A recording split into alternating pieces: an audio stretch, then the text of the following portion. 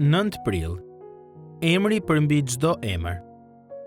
Dhe duke u gjendur në trajt si njeri, ai e përuli vetveten, duke u bërë i bindur deri në vdekje, madje në vdekje kryqi. Prandaj dhe Perëndia atë e mbilartësoi dhe i fali atij emrin që është përmbi çdo emër. Filipianëve 2, 7 deri në 9. Në një farë kuptimi, përmbledhja më e mirë e mesazhit të Biblës dhe vërteta më themelore në këtë gjithësi është thjesht kjo: Jezu Krishti është Zot. Shumica e teologëve pajtohen se emri, të cilit Pali referohet në vargu 9, mund të jetë vetëm emri Zot. Filipianëve 2:11. Këtu, fjala greke për Zot është Kyrios, e cila përdoret gjithashtu si përkthim i emrit hyjnor të Perëndisë, Jahve. Mbi 6.000 herë te Septuaginta, përkthimi në greqisht i Beslidhjes së Vjetër, emri që në shumicën e biblave të sotme shkruhet Zot. Përdorimi në kuptuar nga Pali i emrit hyjnor të Perëndisë thekson hyjninë e Jezusit, pikërisht pasi ai na ka kujtuar për përuljen e thellë të Jezusit gjatë kohës së tij mbi tokë. I përbërë nga 4 bashkëtingëllore, emri Jahve është realisht i pashqiptueshëm në hebraisht, dhe kjo është me qëllim, sepse judejt nuk guxuan ta shqiptonin këtë emër hyjnor të Perëndisë me buzët e tyre. Megjithatë, Jahveu, Perëndia i papërshkrueshëm, erdhi në tokë si Krishti i mishëruar dhe u zbuloi veten burrave dhe grave. Ai shkoi me përulësi në kryq dhe më pas u lartësua në vendin më të lartë, në vendin që i takon atij, dhe ju dha ky emër që është përmbi çdo emër.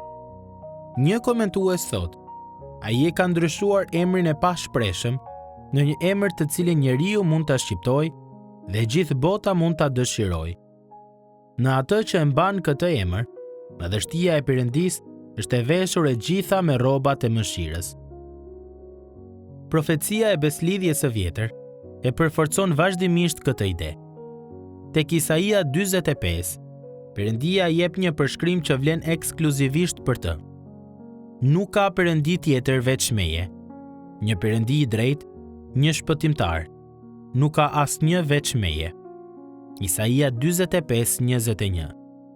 Pali, i cili dikur ishte një kundërshtar agresiv i Krishtit dhe i ndjekësve të tij, e përdor pikërisht këtë përshkrim për Krishtin, duke bërë një deklaratë mbretëlënëse për hyjninë e tij.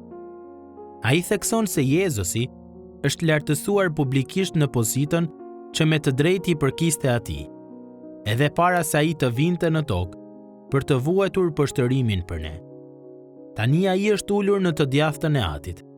Madhështia e tij është aty, për t'u parë nga të gjithë ata që e njohin atë si shpëtimtar. Identiteti i tij është plotësisht i qartë dhe i padiskutueshëm. Perëndia është i vetmi shpëtimtar dhe Jezusi është ai shpëtimtar për të cilin u tha: Ti do t'i vësh emrin Jezus, sepse ai do ta shpëtojë popullin e vet nga mëkatet e tyre. Mateo 1:21. Edhe vite pasi Palit ju hapën sytë që ta shihte për herë të parë të vërtetën se kush është Jezusi, ende mund të dallojmë një ndjesi dashurie dhe nderimi plot droj në fjalët e tij drejtuar Filipianëve. Jezu Krishti është Zot. Ai zotëron emrin përmbi çdo emër.